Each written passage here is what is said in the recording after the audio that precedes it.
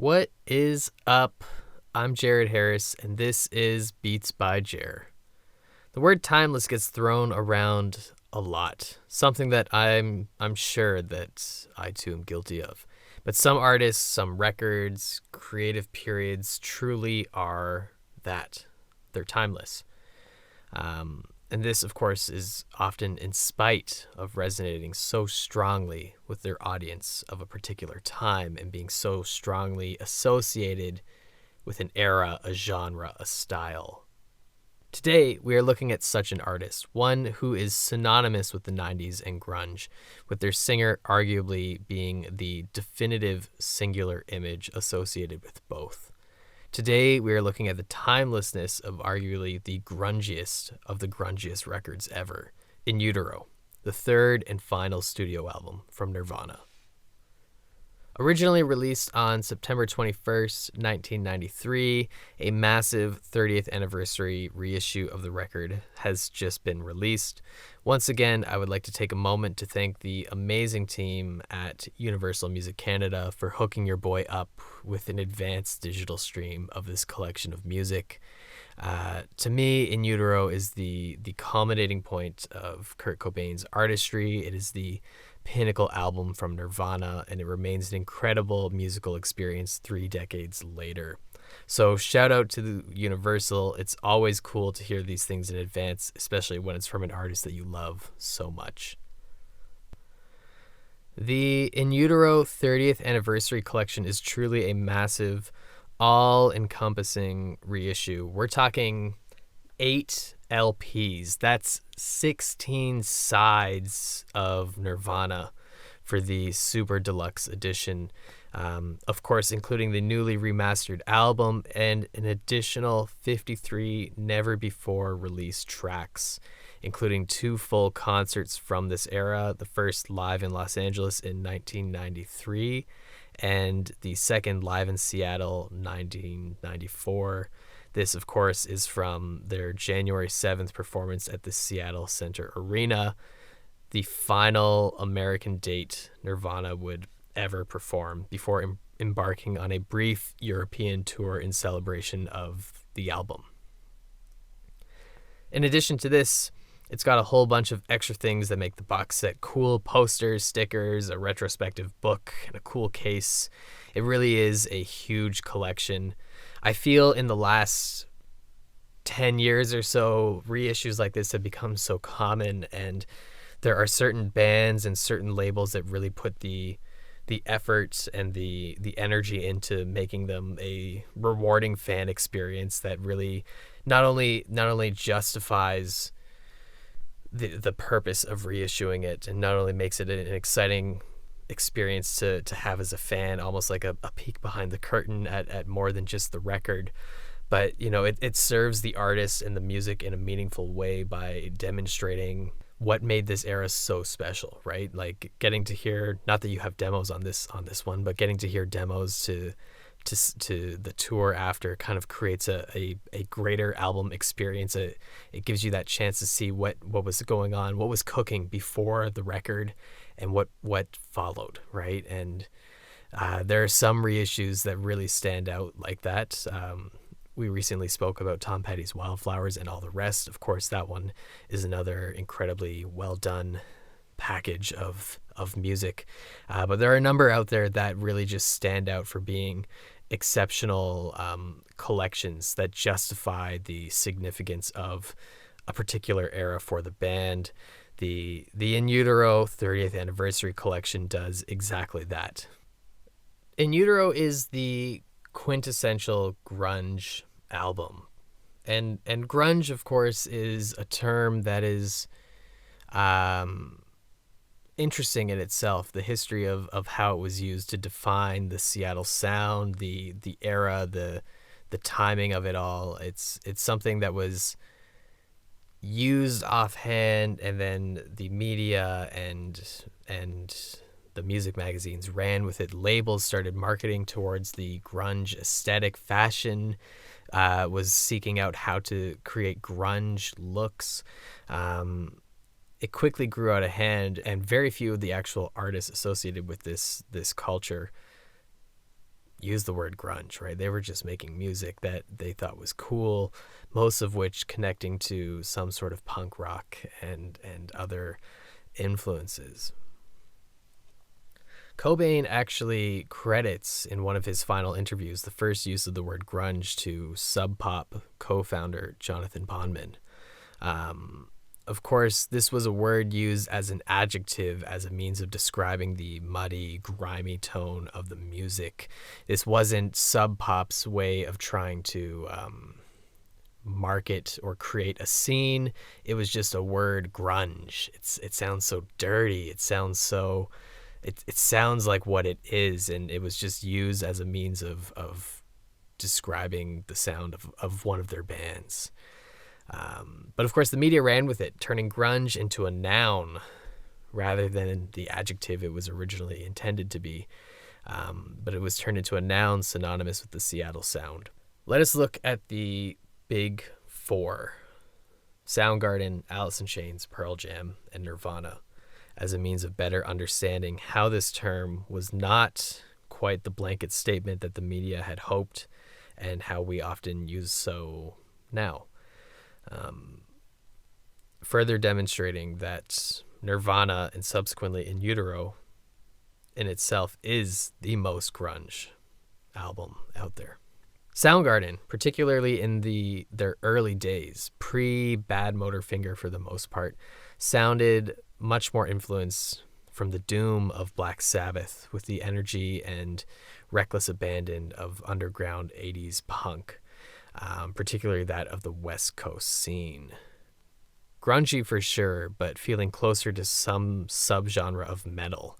And this, of course, is still present on the Bad Motorfinger record, but by the time the band hits Super Unknown, we can see that Bad Motorfinger was almost a transition point between their early records and where they were headed, with that much more refined, darker, melodic sound that we have on Super Unknown.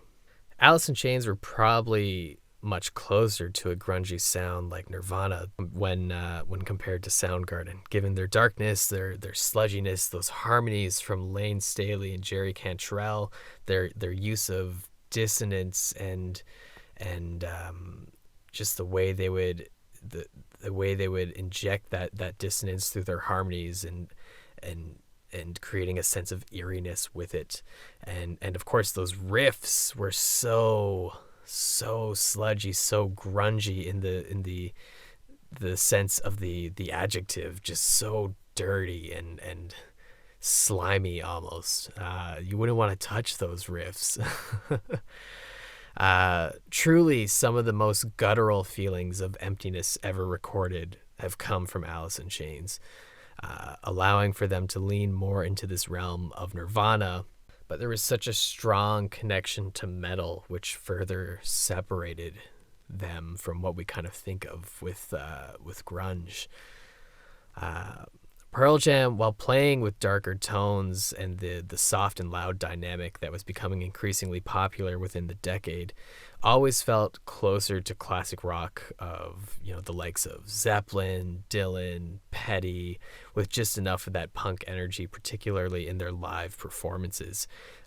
Of the big four, I would say Pearl Jam transitioned out of what we associate to be grunge the earliest, the quickest, despite being based out of Seattle, despite having that grunginess to their first 2-3 records, right? We're probably the furthest from being what we actually associate to be that grungy Seattle sound. This, of course, is not to say that none of these bands were quote-unquote grunge.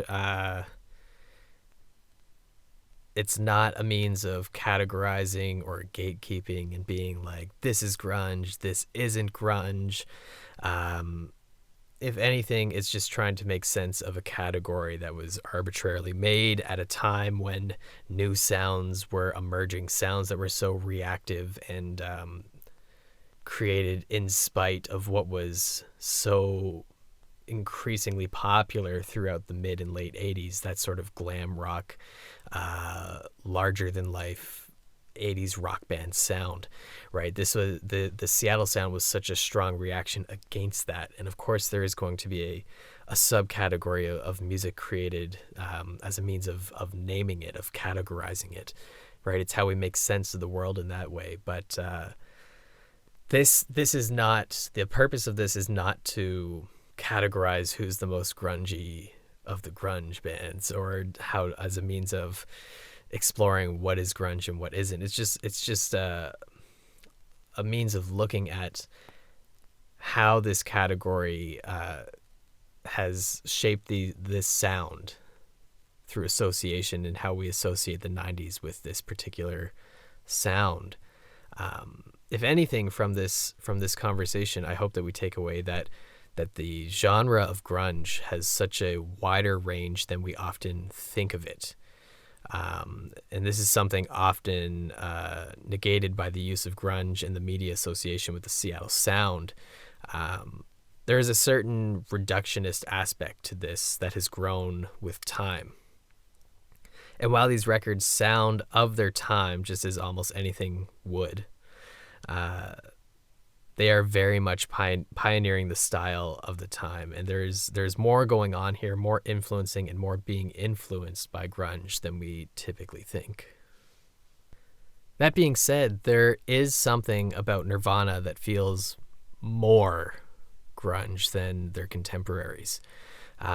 Cobain's writing is equally indebted to the melodies of the Beatles as it is to the massive wave of punk from the late 70s onward, along with the experimentation of the likes of Sonic Youth. Their use of dynamics and dissonance, at times abrasive textures, is so resonating. If Nevermind represented a massive creative leap forward, then it was also a step out of this aesthetic as the band entered refined and borderline polished territory, right? There's a large punk energy to Nevermind, right? And Nirvana very much is like a punk band at their core, if you think about it. But if you really listen to Nevermind, the tones, the way it's recorded, the mix, it's very clean, it's very polished, it's very built for radio. In Utero was a conscious response to this. Cobain had told Rolling Stone in the lead up to the record, "It'll be more raw with some songs and more candy pop on some of the others. It won't be as one-dimensional." Of course, stating this in comparison to Nevermind. The band chose to work with producer Steve Albini, who was renowned among the underground punk and alternative community for his work, but also his sharp criticism of mainstream music. Additionally, Albini had produced two of Cobain's favorite albums, Surfer Rosa by the Pixies, released in 1988, and Pod by the Breeders, released in 1990. The record was completed in 6 days, with Cobain reflecting that it was the easiest recording he had ever done. Perhaps the greatest sentiment to Albini's criticism of the mainstream music industry was that he was paid upfront $100,000 to make In Utero, paid by the band, not the label. And as customary, he was offered royalty for his productions. Steve Albini straight up refused to collect any royalties from this record, stating that no one should make money from a record other than the artists who wrote and recorded it.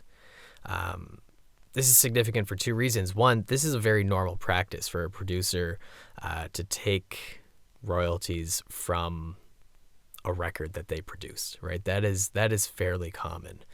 And two, any producer at this point working with Nirvana knew that they were working with a cash cow, right? Like, this record was going to go platinum. This record was going to sell a ton immediately and probably forever. This wasn't a gamble. This was almost certain as you could be. Following the success of Nevermind, there was no doubt that if you had even a 1% royalty rate, a 0.5% royalty rate, you were going to be making a ton of cash. The fact that he didn't really speaks to the artistry and the values that Albini had. And, again, just that idea of paying artists what artists should be paid and paying artists for their art, rather than allowing for the industry to choose how much of a profit artists are entitled to based off of their creative output. 30 years later, the record remains seminal. The watershed success of Nevermind had made Nirvana among the biggest artists in the world. They were in a position where they could do anything. Traditionally, this role in pop culture, being the face of a movement, the top of the charts in such an impactful way, is often coupled with a crippling need to outdo their previous efforts. Sometimes this results in a masterpiece, like a diamond forming under immense pressure. Other times, the record falls entirely flat, and not necessarily because it's bad, but simply because it isn't as good as the record that preceded. Sometimes artists take intentionally lateral steps to avoid being pigeonholed by their work, and other times they work in spite of their success and past creativity. In Utero was born of the latter context. This record was a pure reaction to their fame.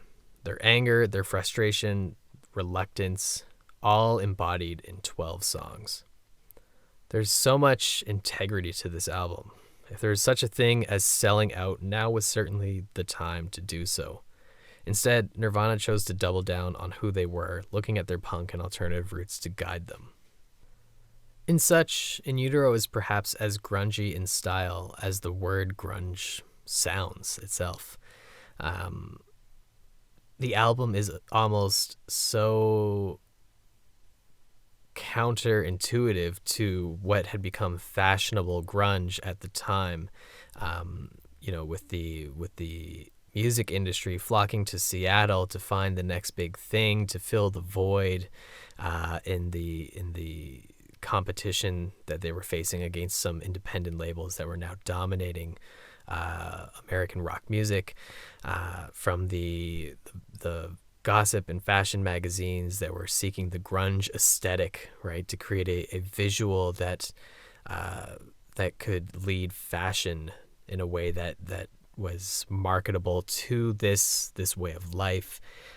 Grunge suddenly went from being grimy and sludgy and, against the grain to being very much in style, in fashion, in vogue, if you will. In Utero is counter to all of that. It's almost like it was unearthed from 1989, before the world's eyes had turned to Seattle, had turned to Cobain in looking for art. That's what makes this record so interesting, given its release in 93. From the dissonant opening chord of Serve the Servant to the discordant trailing off, the dissolve that is the fade out of the closing song, All Apologies, In Utero is quintessential grunge.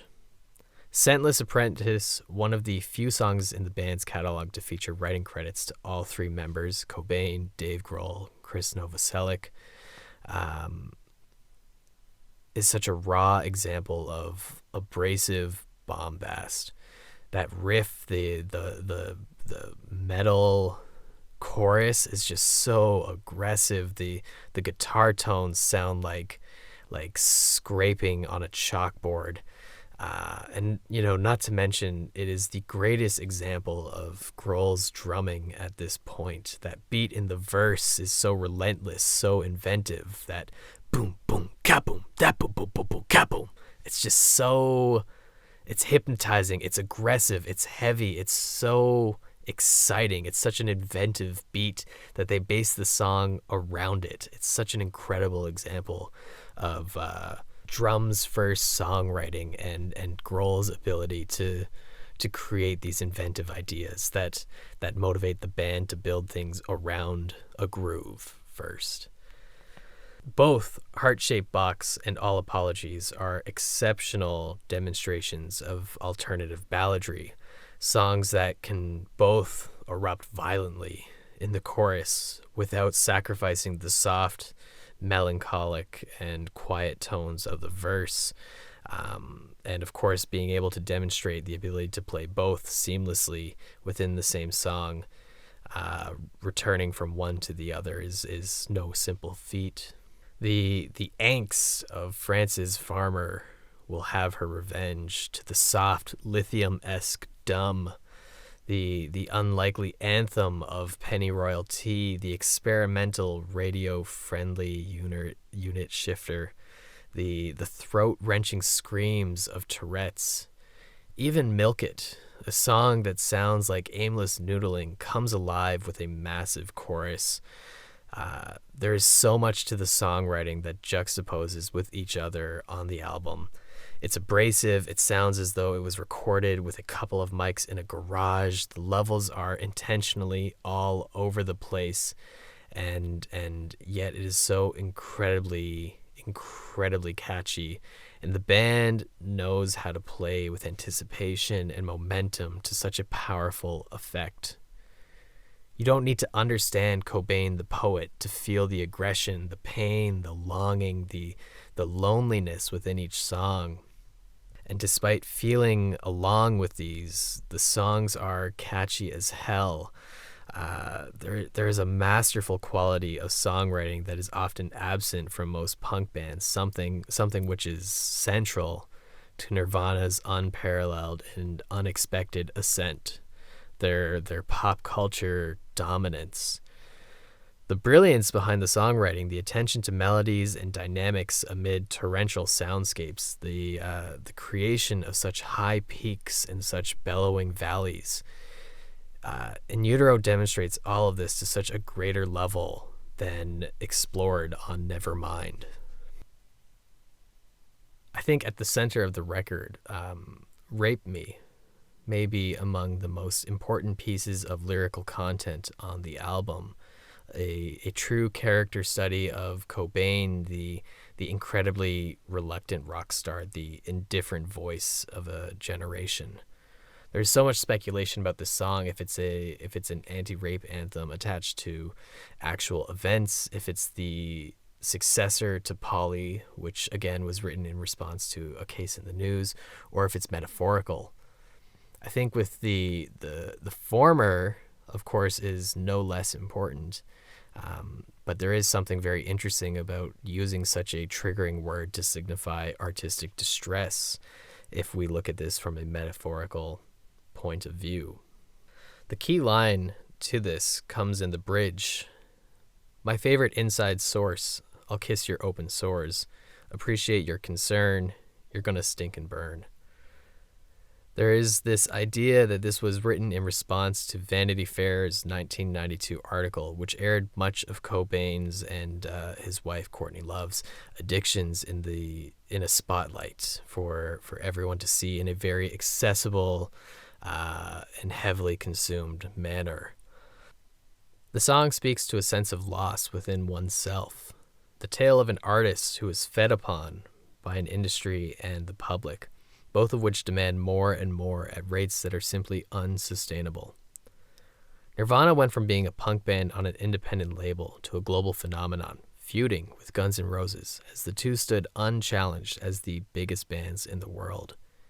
Funny enough, as different as these bands may be, as different as the figures within the bands may be, both of whom became the biggest bands in the world seemingly overnight. There is so much parallels between these bands. It's really interesting despite how so far apart they are musically.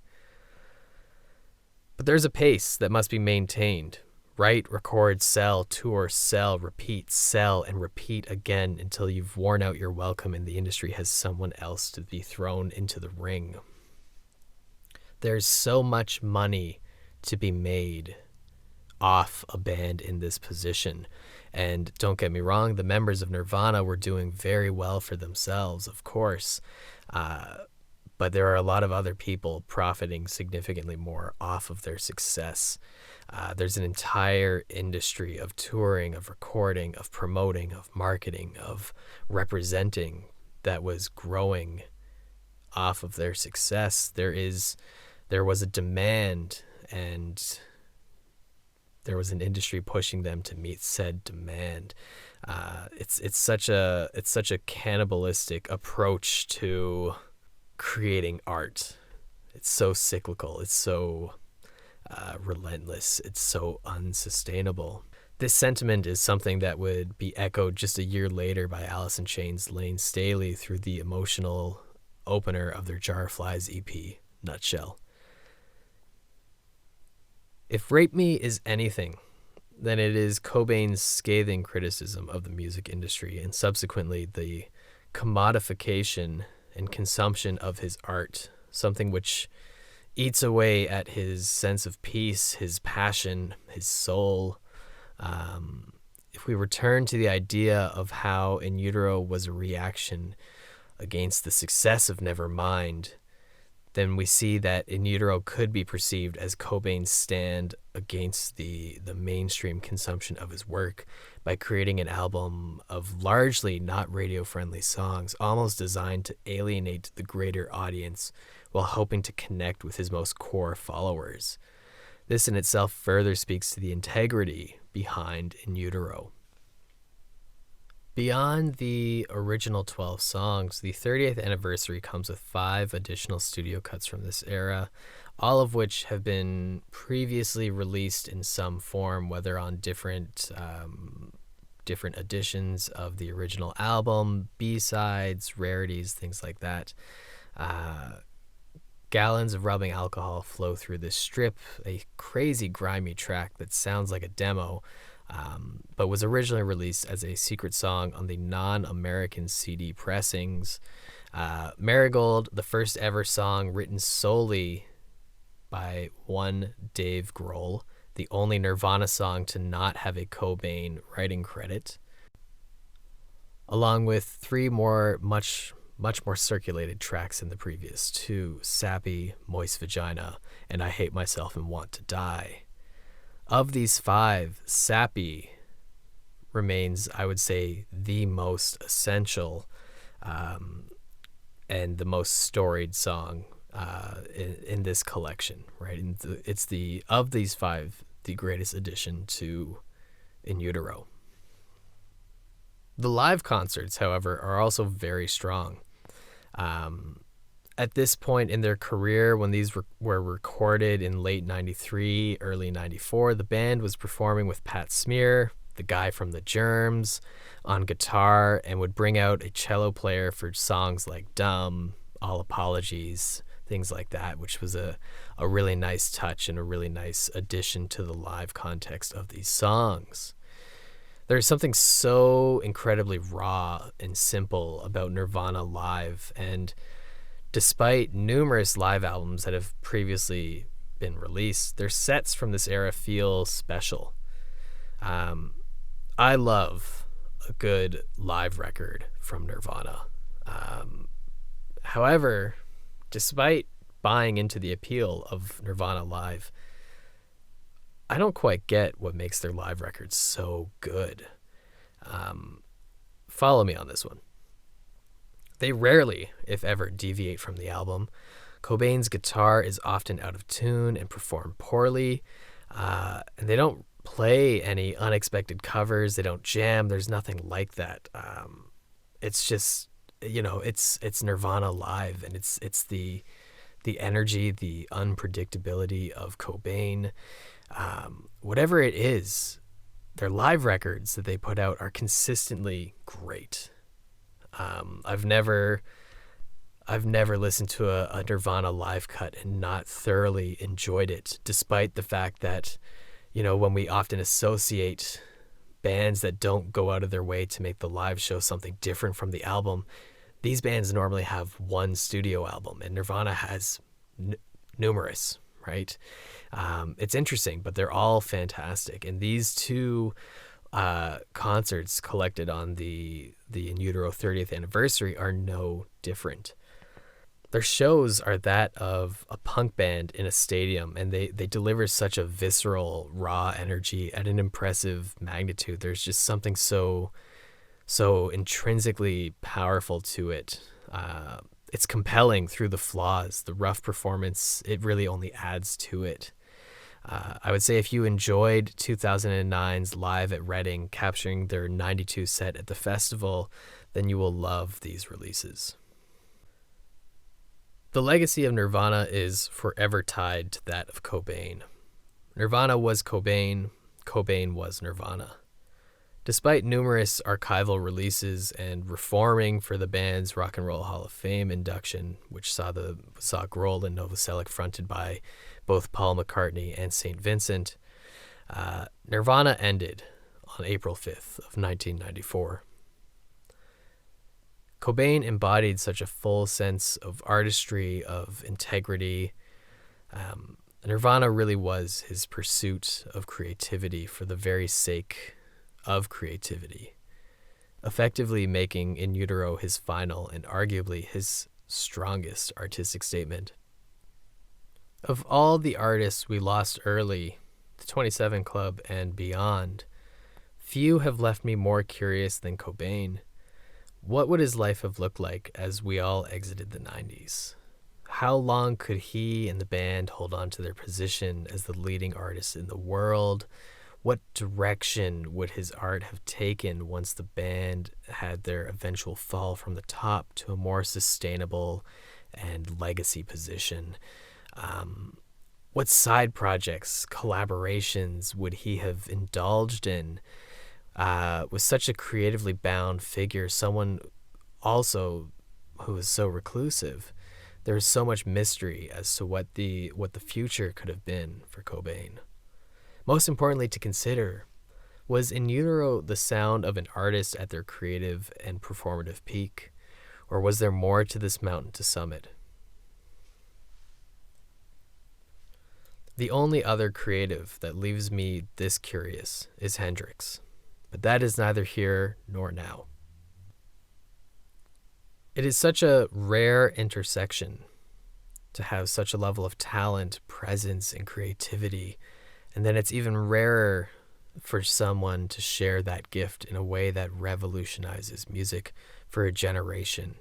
It is so rare, and of the incredibly few figures who have successfully been able to do this, we're talking the Beatles, Michael Jackson, Dr. Dre, Taylor Swift, just some of the names that come to mind when we think about the most popular, the most influential artists who have shifted the tides of genres, of generations, of decades. But few are able to sustain a successful and meaningful transition out of the limelight. The sun will always set on you, no matter how big you are. It's how you maneuver the changing of time that keeps you relevant rather than a product of your time. We can only wonder. The only tangible evidence we have is You Know You're Right, the final song that Nirvana had recorded in January of 1994. It's hard to hear this track and to not hear it as the lead single for what would have been their next record. These questions remain unanswered. We'll simply never know.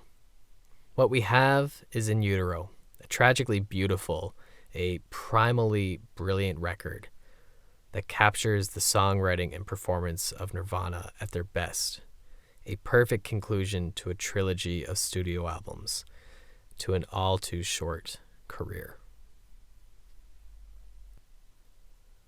Thank you for tuning in to episode 14. I'm Jared Harris, and this has been Beats by Jer.